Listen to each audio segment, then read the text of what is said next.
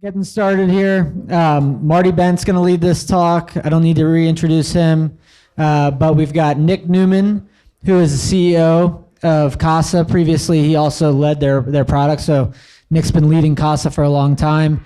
They focus on private key management, helping people hold their own Bitcoin keys, very similar to Unchained. NVK is the founder and CEO of Coinkite, which is the manufacturer of your favorite Bitcoin hardware wallet, but maybe most importantly, also the manufacturer of the block clock. And if you don't have a block clock, you're not doing it right, or a cold card. And then Will Cole, best friend since 3 years old, our chief product officer at Unchained, and previously Will was the VP of product at Stack Exchange. So this panel is going to be on permissionless access to wealth. Each of these three guys work on that all day, every day.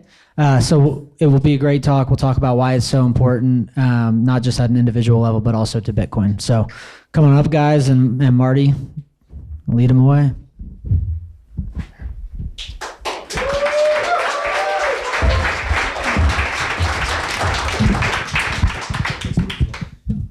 You have to look at me again, I'm sorry.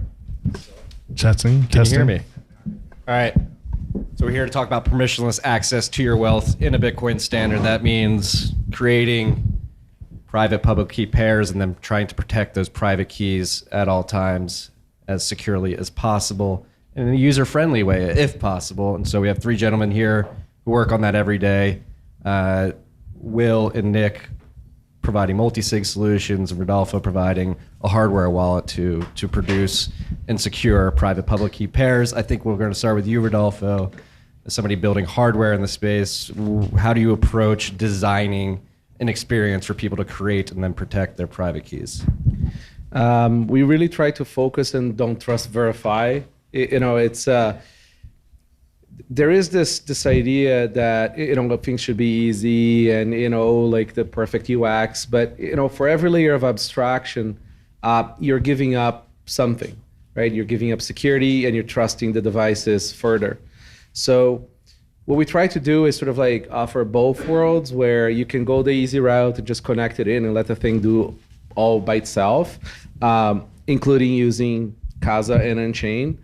But we also sort of like try to encourage people to go a little bit deeper and try to throw dice for their own entropy and try to learn what's going on, because if you learn what's going on, you don't get robbed.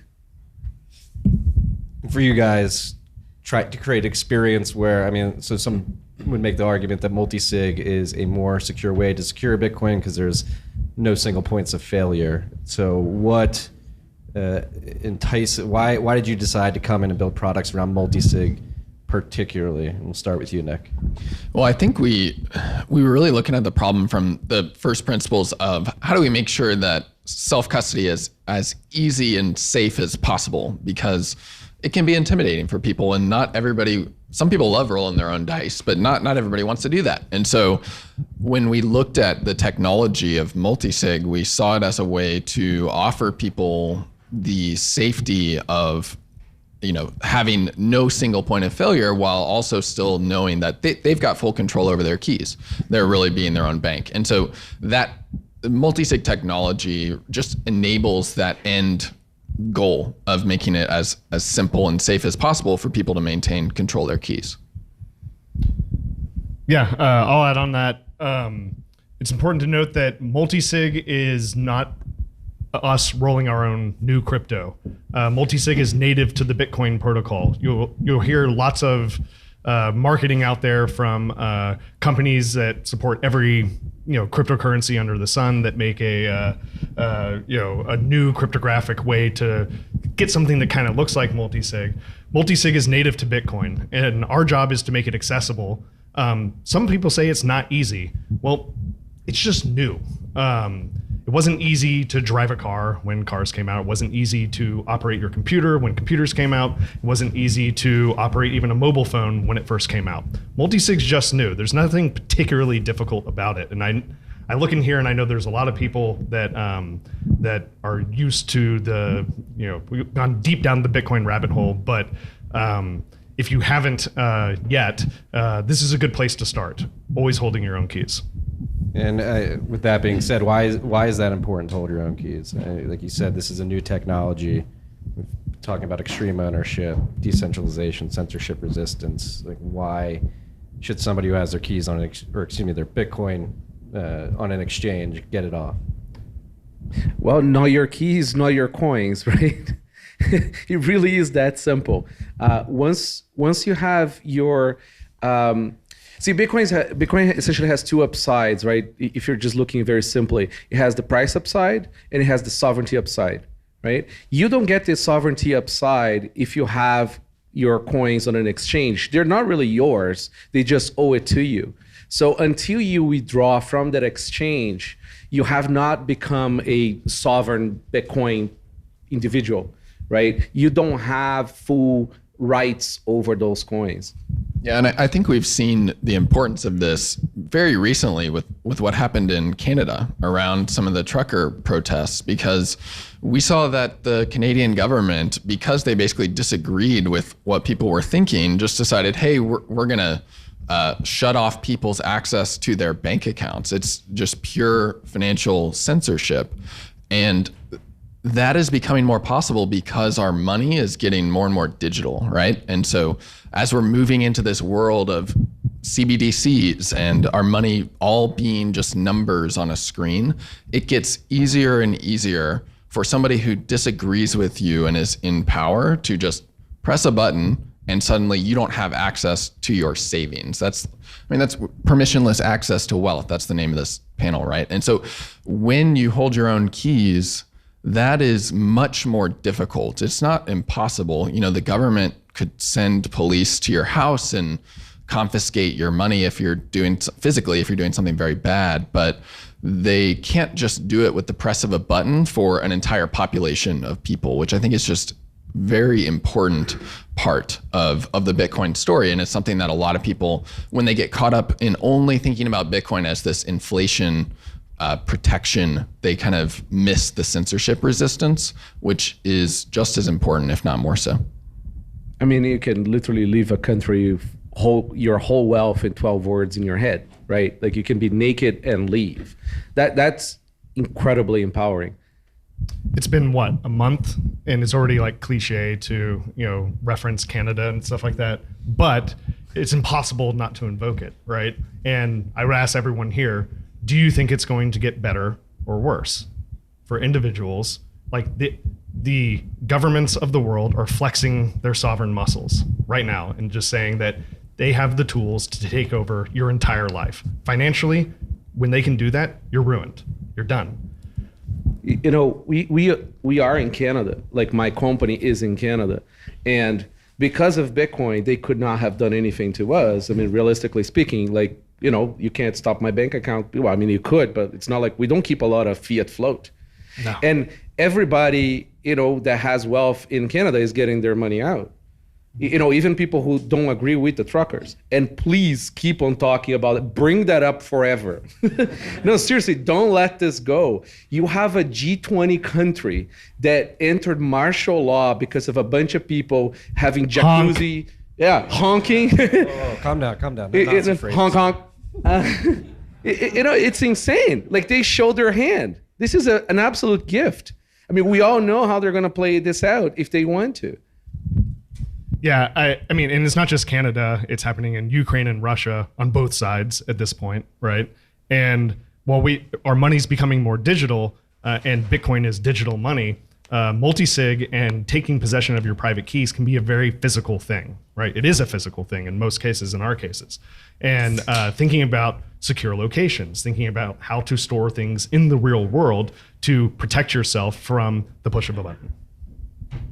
And as three individuals building products to help people take possession of their keys, what are some of the largest pain points that you encounter when dealing? Obviously, you guys probably deal with clients quite a lot. What are some of the most common and interesting problems that you find relatively fresh individuals running into when they're trying to secure their own Bitcoin? Putting their SD card and getting it stuck in the jumping. The jumping one is the best one. We hear a lot of the sob stories through support because people are migrating to our product, or, they just lost a family member that was, the incredibly smart husband who was also a programmer and decided to write his own redeem script. So, keeping things simple is generally a good practice, because we find that, the great majority of people will probably screw themselves before they get robbed, right? So you really want to de-risk, but also de-risk from yourself. That to us is one of the biggest sort of things that happen. Yeah, I 100% agree with that. There's a lot of people that are trying to get real smart with how they're doing their self-custody setup, and you just are way more likely to hurt yourself than to have somebody figure out your setup and steal from you. And the majority of lost Bitcoin is because people lose it. It's not because it gets stolen. So just as you're thinking about your own setup, try to avoid those pitfalls of overcomplicating things. Just keep it simple. Yeah, I'd agree with that. And, we talked about single points of failure earlier. I think that most people haven't had to contemplate how to eliminate counterparty risk and single points of failure in your life unless you've had something really valuable before. And that all of our setups are designed specifically to help you avoid single points of failure, which includes the physical world, where you store your keys, right? They can't be in the same building where a fire could take both of them, where you have your backups. And I think that that's the part that is difficult for people right now because they haven't contemplated that before. But as we're seeing in the world, it's very necessary for you to go through that thought process yourself, where you can't be a single point of failure, where Unchained or Casa can't be a single point of failure, where Coinkite can't be a single point of failure, where there are none. Yeah, I think a lot of people are used to the reset password button. Yeah. And there's just, that doesn't exist with your private keys. And so you just have to have a much different approach to it. Traditionally, before Bitcoin, if you wanted to be your own bank, right, you'd go to the bank and you withdraw all your money into a duffel, right? You take it to your house, you put it in a safe, right? Now you have to buy a safe. You have to understand what a safe is, the rating of a safe, where you're going to put it in your house. You're going to have to get it installed. You're going to probably have to find a defense system, right? If you're in a country that has, guns, you're going to get probably guns. And then you're going to, get an alarm system. There is all this stuff that needs to happen for you to be your own bank, right? The same goes for gold. So I think a lot of people come into Bitcoin thinking, you have this sort of technology in the cloud. The cloud is just somebody else's computer. And they don't take the time to try to understand and learn what it is to be to take on responsibility for an asset that's now under your sole signing authority, and that's where a lot of the sort of like the challenges come from. But I think, though, arguably the barrier is much lower with Bitcoin than it is for gold or cash or anything else, which is why I think this has the opportunity to actually work. Why people actually will take advantage of being their own bank. Yeah, it's because you can't shoot math, right? Like, so like as long as you make the math work for you, right? Like that's what cryptography is. It's something great if you have the keys. If you don't have the keys, cryptography sucks. But all these other assets are inherently centralizing in their storage. So if you have gold and you want to keep it yourself and you get enough of it, then eventually you have to get the safe. You have to get guns. And so of course you find the custodian that can buy a better safe and more guns than you. With Bitcoin, you can get the exact same security posture as Coinbase has to protect $100 billion to protect $100,000, and you can spend a few $100 getting that same protection. It's a huge, we haven't seen anything like that before where you get that same security posture. It's actually not hard. And I think people need to realize how simple that is, because the message out there right now is that taking self-custody is difficult. It really isn't. There's tons of literature out there to help you with that. Imagine the asymmetry of security that you have, right? So let's say, don't do this because it's too simplistic, but let's say you travel to another country, okay? You bury your private keys in some public park there, okay? And then you go back to your country. There's absolutely nothing your government can do aside from just jailing you forever, or bad guys can do to you that can make you release that money to them because you don't have those keys to authorize it, right? And if they shoot you, then money is gone anyways, right? So it really changes like the dynamic around money because you can leverage the fact that it's metaphysical, right? It's just math. It's also very good for Bitcoin overall, right? Is that if governments do want to be challenging towards Bitcoin and Bitcoin holders, is what's a better honeypot? An exchange where there's maybe a dozen keys protecting $100 billion, or Casa or Unchained, where you have tens of thousands of keys protecting all of these coins. It becomes untenable to seize this money. You do have permissionless access, and there's nothing they can do about it.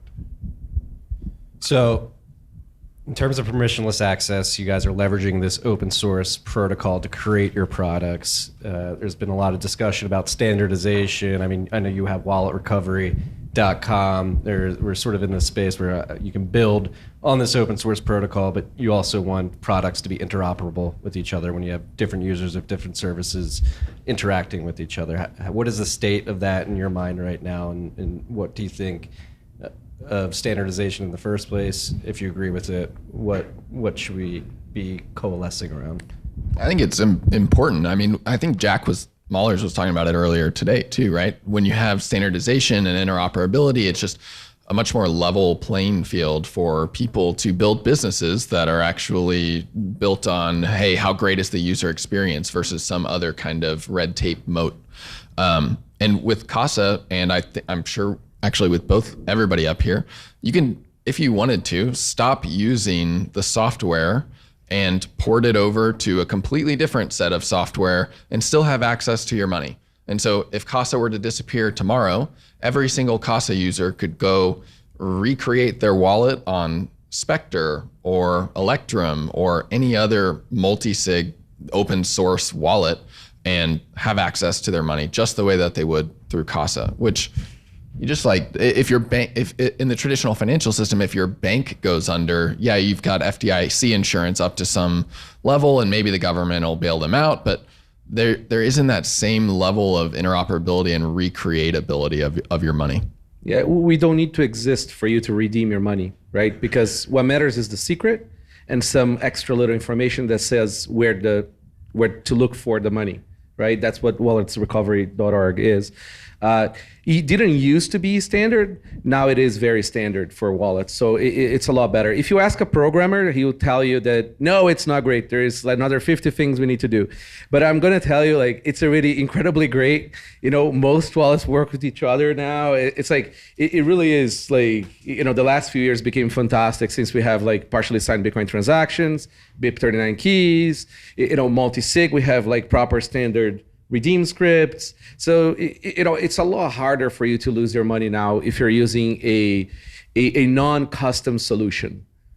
Yeah, a really tangible example of this. So if you're using an Unchained vault and something happens to us, I mentioned eliminating single points of failure. You get this little file. It's just your wallet file. It has XPubs in it and all sorts of information. You don't even have to know what's in there. You take that file, you upload it to something like Caravan, just natively, just drag and drop. Where you drag and drop it up to Sparrow, and your wallet will pop up there, and you can spend your funds immediately.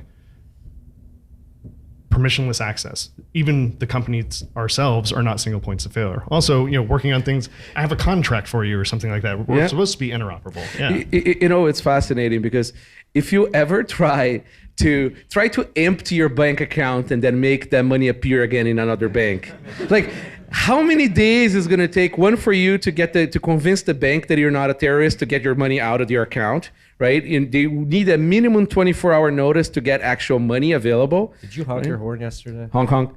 And then, and it's happening in Canada a lot now. Like, a lot of people took their money out of banks and are now sort of like putting in their houses, right? So, and then try to now KYC in the new bank and load that money in there and have a card access. It's going to take a week maybe, right? So the fascinating thing is with Bitcoin, you just like, I like the solution. Oh, I don't like it anymore. You just make it appear on the next one and another one. If you have your keys. Exactly. If you're on an exchange, it's going to be the same nightmare scenario. Well, I mean, an exchange is a bank. Yeah, there we go. Stepping away from the technical aspects of it, philosophically, like, why is it, I mean, we've already talked, like, if you don't own your keys, you do not own your Bitcoin, you are not a sovereign Bitcoiner, but why should somebody be able to be a sovereign Bitcoiner in the first place?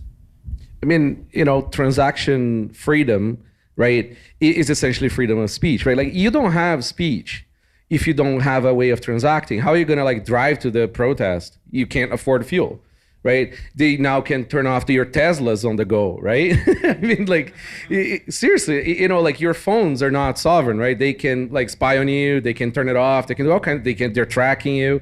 So without having a medium of exchange for you to express your political views, right, you don't have freedom.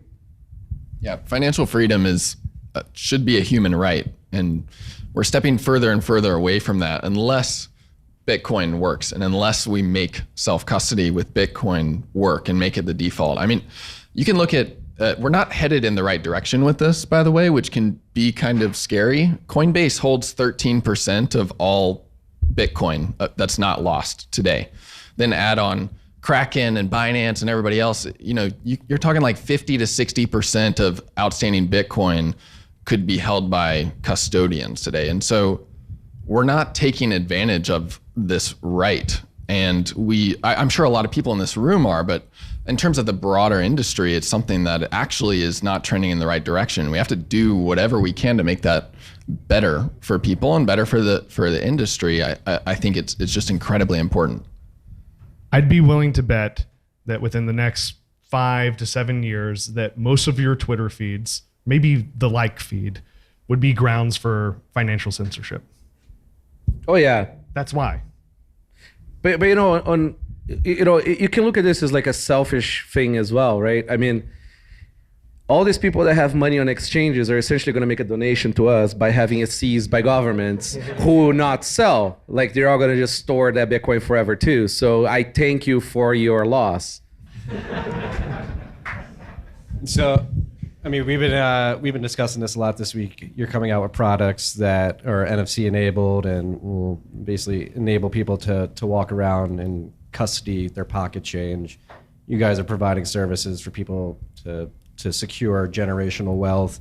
You just brought up corporate treasuries. There are a lot of people who are dumping their cash for Bitcoin are holding them on custodians like Coinbase. Like, how do you think about approaching each different user across that spectrum and designing for their needs particularly?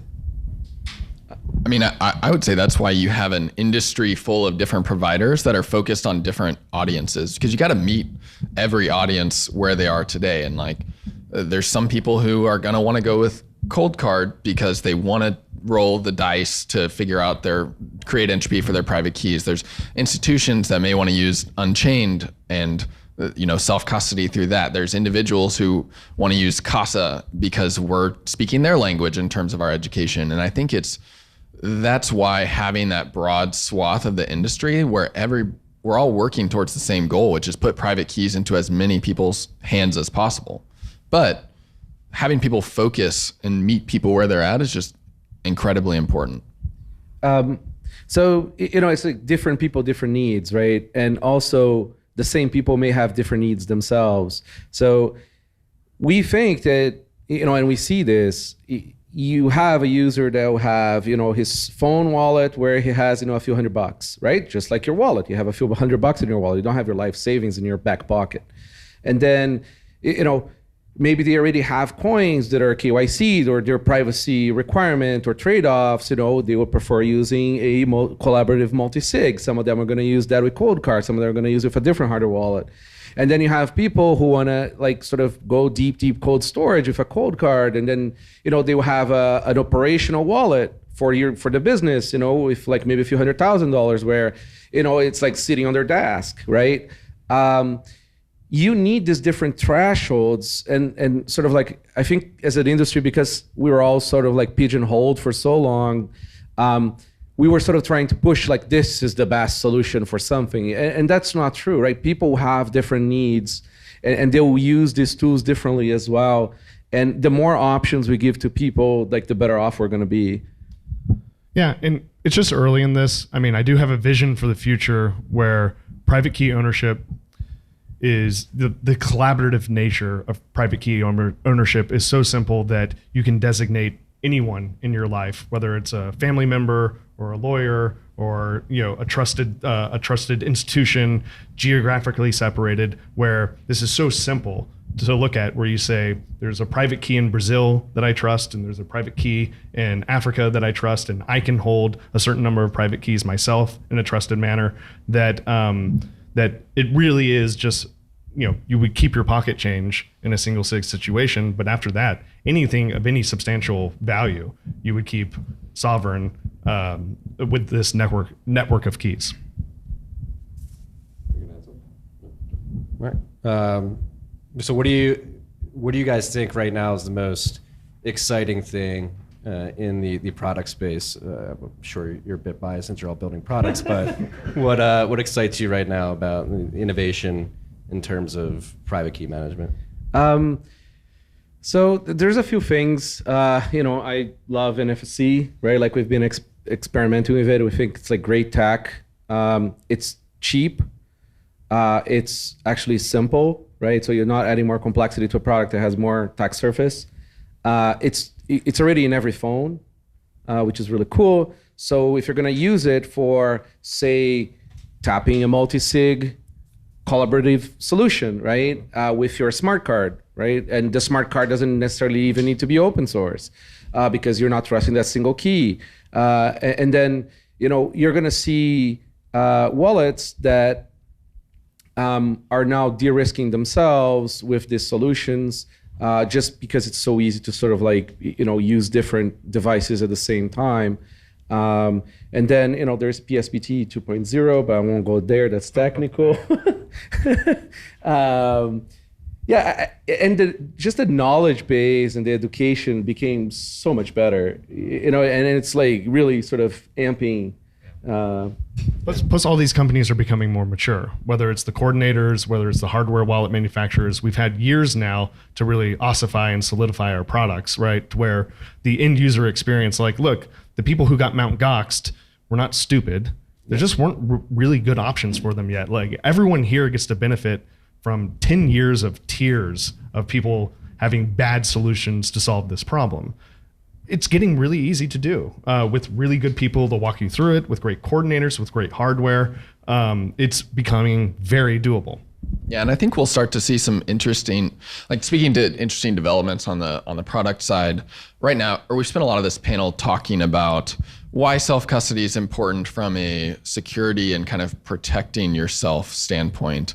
But I was having a really interesting conversation earlier where I was talking with somebody about the fact that banks have massive fraud departments to protect against things like fraud where they need to go reverse a transaction and evaluate should this transaction have happened. Well, when you have something like a collaborative self-custody multi-sig where there's multiple parties to a contract who are each holding a key and having to sign off on transactions, you actually can eliminate a ton of that cruft and save a ton of cost when it comes to a thing like a bank. And so that conversation, which I haven't even thought through this fully, but it seems like a very interesting approach to helping explain this and the magic of private keys and of self-custody and the new things and types of agreements that you can set up using this technology that just hasn't been available before. And I think that'll help bring it.